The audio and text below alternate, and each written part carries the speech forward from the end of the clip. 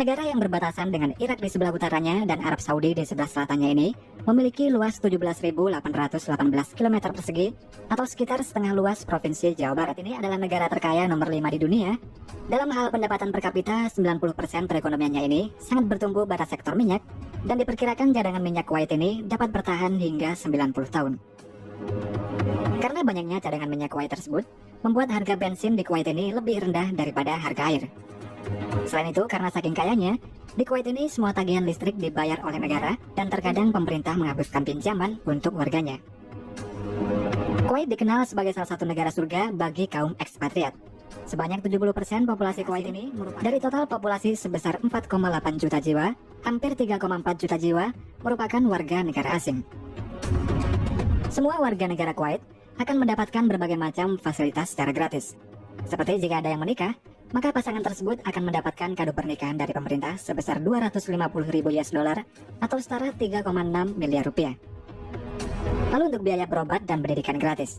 Dan jika ingin sekolah di luar negeri, pemerintah Kuwait akan membayar semua biayanya, bahkan akan diberikan beasiswa juga.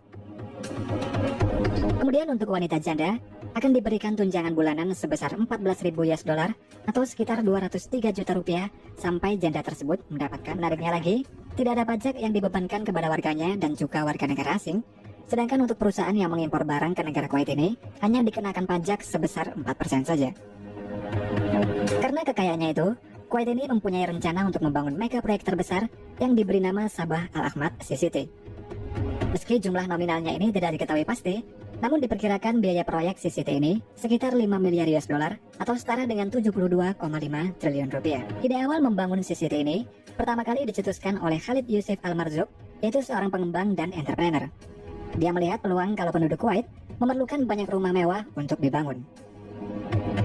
Namun ketika proyek tersebut akan dimulai, pada tahun 1990, Irak menginvasi Kuwait dan menyebabkan Perang Teluk Persia, sehingga menyebabkan tertundanya proyek kota baru itu.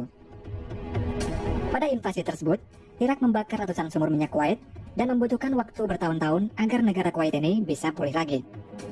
Lalu pada tahun 2003, putra dari Khalid Yusuf Al-Marzouk meneruskan mimpi ayahnya untuk membangun CCT.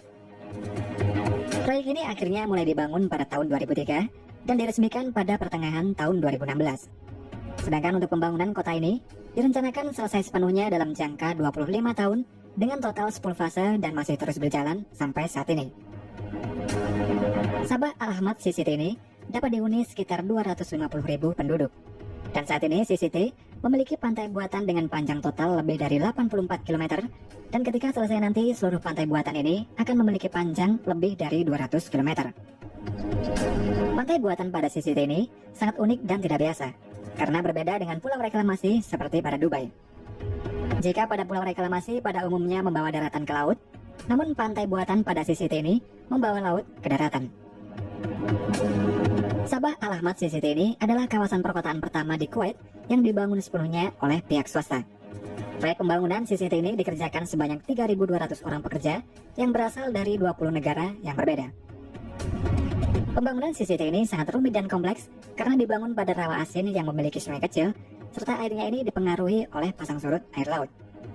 Proses pembangunan CCT ini dilakukan dalam beberapa tahap, yaitu fase pertama dimulai pada tahun 2003, fase kedua dimulai pada tahun 2005, lalu fase ketiga tahun 2007, fase keempat tahun 2013, dan fase kelima pada tahun 2016. Pada CCT ini, dibangun berbagai macam infrastruktur seperti pemasangan kabel sepanjang 1.272 km, serta pengaspalan jalan yang dalam prosesnya ini membutuhkan aspal sebanyak 3,4 juta meter persegi. Untuk pemasangan lampu jalan, jumlahnya ini mencapai 12.000 buah lampu, dan dibangun juga tempat untuk pengelolaan air limbah yang sangat modern dan sangat canggih. Selain itu, pada CCT ini juga dibangun berbagai macam fasilitas seperti toko, restoran, hotel, kafe, dan fasilitas-fasilitas modern lainnya untuk memanjakan para pengunjung yang datang. Selama proses pembangunan CCT ini, banyak kendala yang harus dihadapi oleh para insinyur, salah satunya adalah jenis tanahnya. Jenis tanah pada lokasi ini bersifat lunak dan tidak stabil, dan jika dibangun bangunan di atasnya, maka bangunan tersebut akan tenggelam dengan cepat. Untuk mengatasi hal itu, tanah lunak ini perlu digali dan dipindahkan, lalu perlu diganti dengan tanah yang baru. Proses penggalian ini dilakukan selama 24 jam non-stop. Tanah lunak yang digali pada fase pertama hingga fase ketiga, total semuanya adalah 74 juta meter kubik. Setelah semua tanah lunak dibuang, tanah pada lokasi kemudian akan dipadatkan. Dalam prosesnya, tanah akan dijatuhi dengan beban seberat 15 ton dari ketinggian 12 meter. Proses pemadatan ini juga dilakukan selama 24 jam non-stop, di mana setiap harinya tanah pada daerah ini akan dijatuhi beban sebanyak 1.200 kali. Selanjutnya, untuk menyimpan air bersih, maka pada sisi T ini dibangun 17 menara air dari beton yang masing-masingnya ini memiliki tinggi 52 meter. Lalu pada fase kedua, dibangun breakwater, yang mana breakwater ini memiliki fungsi untuk melindungi sisi T dari gelombang ombak yang besar. Breakwater sepanjang 1.200 meter ini dibangun di pintu masuk sisi T dan merupakan salah satu breakwater yang terbesar di wilayah pesisir Teluk Persia.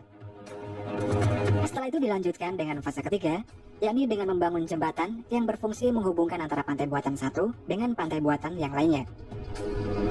Kemudian untuk mengontrol aliran air laut, mereka membangun tidal gate, yaitu gerbang yang berfungsi untuk mengontrol aliran dari pasang surut air laut yang masuk ke dalam sisi T ini.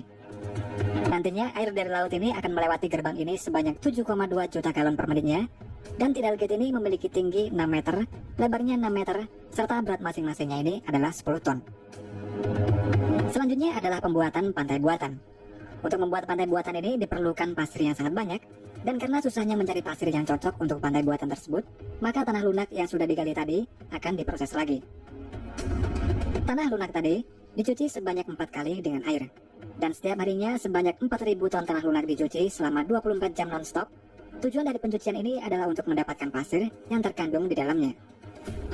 Dan setelah fase ketiga ini selesai dan diresmikan, air laut kemudian dialirkan masuk ke dalam sisi T ini, dan prosesnya ini membutuhkan waktu selama 3 hari agar penuh. Selanjutnya pada fase keempat, yaitu membangun 4 marina pada sisi T ini. Dalam proses pembangunan marina ini, mereka menancapkan pile sepanjang 18 meter pada area yang tergenang air. Setelah itu dibangun ponton beton terapung yang memiliki berat hingga 62 ton, dan total berat ponton yang diperlukan untuk membangun satu marina ini adalah sekitar 12.000 ton. Kemudian pada 16 April tahun 2015, marina pertama yang sudah dibangun ini secara resmi dibuka. Selanjutnya adalah fase kelima. Pada fase kelima ini dibangun pantai buatan baru sepanjang 3,9 km yang memiliki luas area 2,4 juta meter persegi dan dikelilingi air laut dengan kedalaman 10 meter. Pada fase kelima ini sebanyak 58 juta meter kubik tanah lunak digali dan dipindahkan, lalu dibangun 5 menara air baru lagi, kemudian saluran pengolahan air dan 2 jembatan baru. Ketika fase 5 ini nanti selesai, sebanyak 26 miliar liter air laut dialirkan ke pantai baru ini.